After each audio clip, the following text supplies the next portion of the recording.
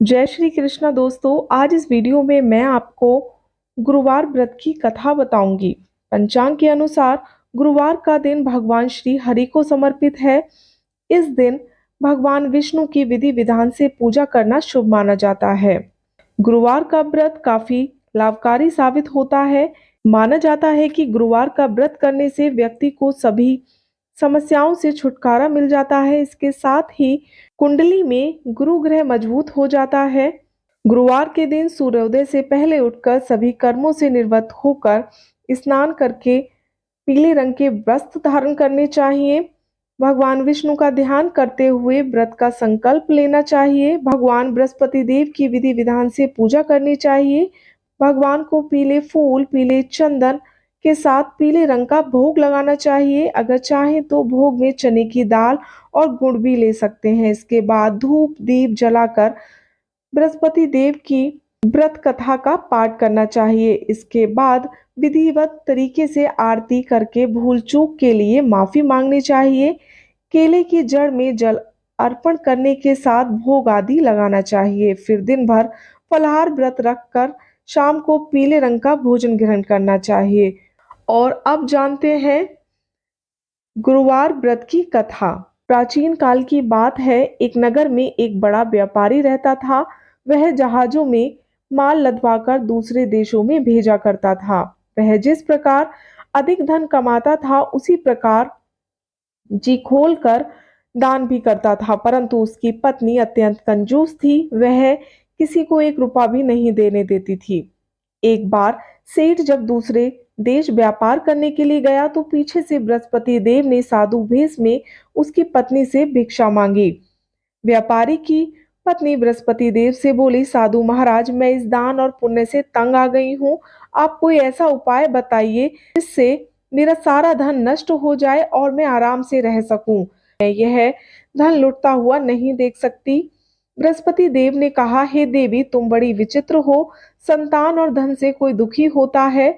अगर अधिक धन है तो इसे शुभ कार्य में लगाओ, कुंवारी कन्याओं का विवाह करवाओ, विद्यालय और बाग बगीचों का निर्माण कराओ। ऐसे पुण्य कार्य करने से तुम्हारा लोक परलोक सार्थक हो सकता है। परंतु साधु की इन बातों से व्यापारी की पत्नी को कोई खुशी नहीं हुई। उसने कहा, मुझे ऐसे धन की आवश्यकता नहीं है जिसे मैं दान दूं। तब बृहस्पति देव बोले, यदि तुम्हारी ऐसी इच्छा है तो तुम एक उपाय करना। 7 बृहस्पतिवार घर को गोबर से लीपना, अपने केशों को पीली मिट्टी से धोना, केशों को धोते समय स्नान करना, व्यापारी से हजामत बनाने को कहना, भोजन में मांस मदिरा खाना, कपड़े अपने घर धोना। ऐसा करने से तुम्हारा सारा धन नष्ट हो जाएगा। इतना कहकर बृहस्पति देव अंतर्ध्यान हो गए। व्यापारी की पत्नी ने बृहस्पति देव से कहे अनुसार 7 बृहस्पतिवार वैसा ही करने का निश्चय किया।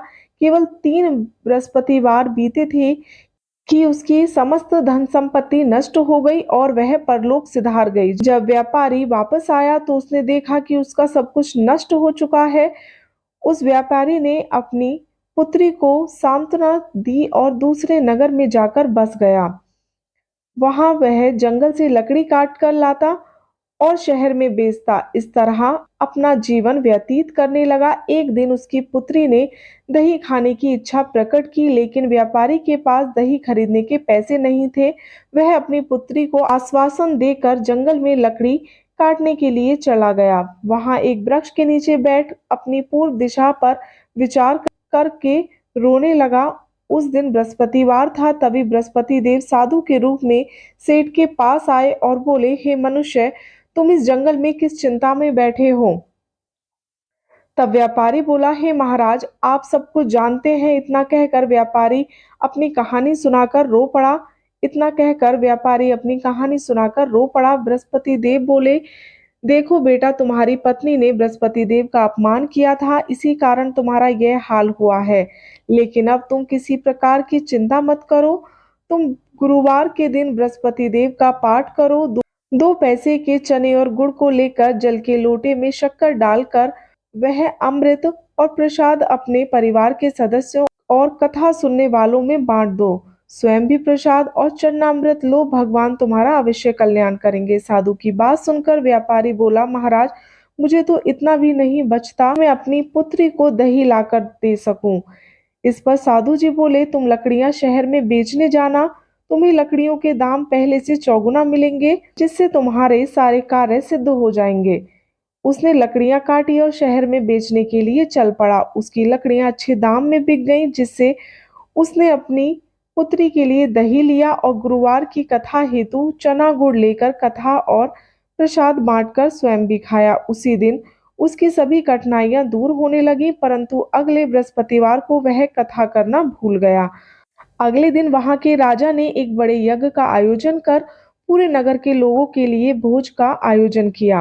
राजा की आज्ञा अनुसार पूरा नगर राजा के महल में भोज करने के लिए गया, लेकिन व्यापारी व उसकी पुत्री तनिक विलंब से पहुंचे, अतः उन दोनों को राजा ने महल में ले जाकर भोजन कराया।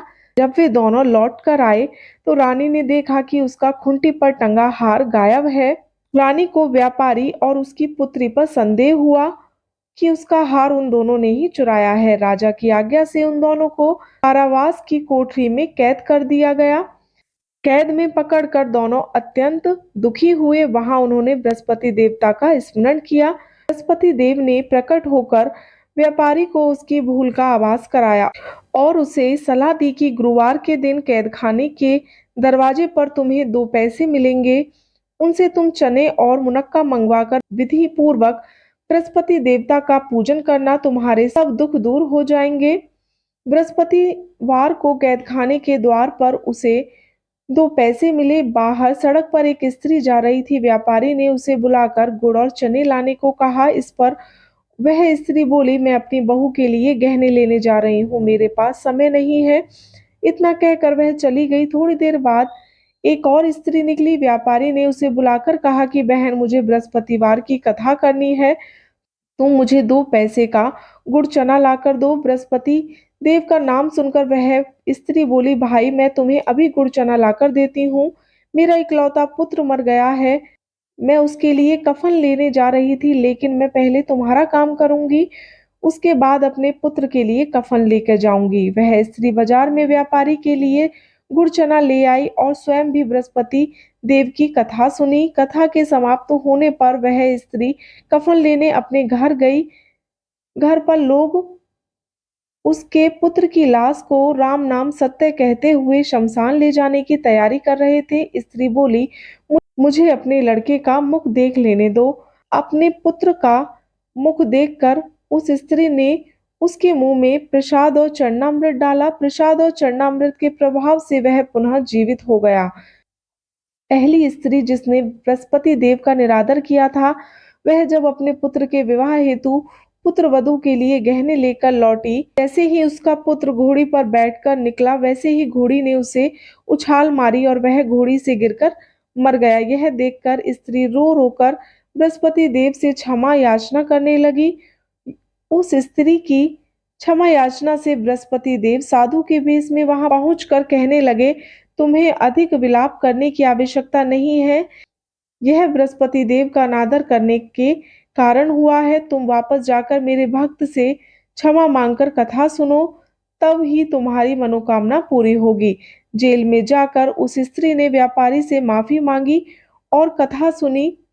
कथा के उपरांत वह प्रसाद और चन्नामृत लेकर अपने घर वापस गई। घर जाकर उसने चन्नामृत अपने मृत पुत्र के मुख में डाला। चन्नामृत के प्रभाव से उसका पुत्र भी जीवित हो उठा। उसी रात बृहस्पति देव राजा के सपने में आए और बोले, हे राजन, तूने जिस व्यापारी और उसकी पुत्री को जेल में कैद कर रखा है, वह बिल्कुल निर्दोष है। तुम्हारी पत्नी का हार वहीं खूंटी पर टंगा है। दिन निकला, राजा रानी ने हार खूंटी पर टंगा हुआ देखा। राजा ने उस व्यापारी और उसकी पुत्री को रिहा कर दिया और उसे आधा राज्य देकर उसकी पुत्री का विवाह उच्च कुल में करवाकर दहेज में हीरे जवाहरात दिए। तो ये थी गुरुवार बृहस्पतिवार की व्रत कथा। अगर आपको ये कथा अच्छी लगी हो तो इस वीडियो को लाइक और मेरे चैनल को सब्सक्राइब जरूर करें।